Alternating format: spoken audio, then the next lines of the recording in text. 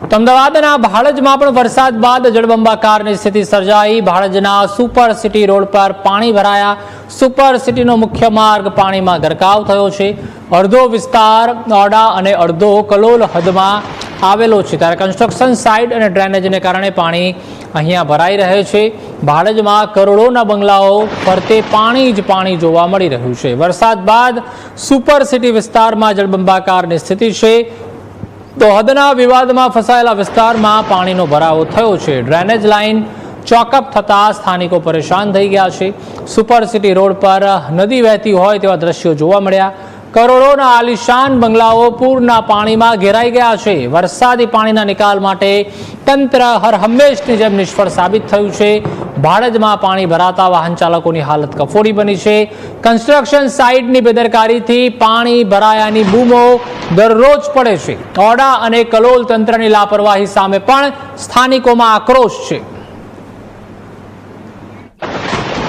અમદાવાદમાં પડેલા વરસાદ બાદ અનેક જગ્યાઓ ઉપર હજુ પણ પાણી ભરાયાના દ્રશ્યો જોવા મળી રહ્યા છે। ત્યારે ભાડજ વિસ્તારનો આ જે તમે દ્રશ્ય જોઈ રહ્યા છો, તે દ્રશ્ય ઉપરથી તમે અંદાજો છે તે લગાવી શકો છો કે પાણી છે તે હજુ પણ ભરાયેલા છે। આ રોડ છે તેના ઉપર પણ પાણી છે તે હજુ ભરાયેલા જોવા મળે છે। ત્યારે ભાડજના સુપર સિટી રોડ પરના દ્રશ્યો છે કે જ્યાં રોડ તો પાણીમાં ગરકાવ જોવા મળી રહ્યો છે, પરંતુ તેની આસપાસ આવેલ જે ખુલ્લા ખેતરો છે તેમાં પણ પાણી છે તે ભરાયેલું જોવા મળી રહ્યું છે। ચારે તરફ પાણી જ પાણી છે તે જોવા મળી રહ્યું છે। ત્યારે આ જે સુપર સિટી રોડ પરના આ દ્રશ્યો છે કે જ્યાં નજીકમાં જ બંગલા છે તે કરોડો રૂપિયાના આવેલા છે, અને એ કરોડો રૂપિયાના જે બંગલાઓ તમે જોઈ રહ્યા છો તેની આસપાસ ફરતે પાણી છે તે જોવા મળી રહ્યું છે।